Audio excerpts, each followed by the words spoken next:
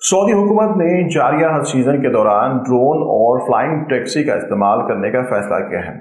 Saudi अरब के वजीर transport Saleh बिन नसीर ने ऐलान किया है कि रवां बरस हज सीजन के दौरान ड्रोन और फ्लाइंग टैक्सी का तजुर्बा किया जा रहा है।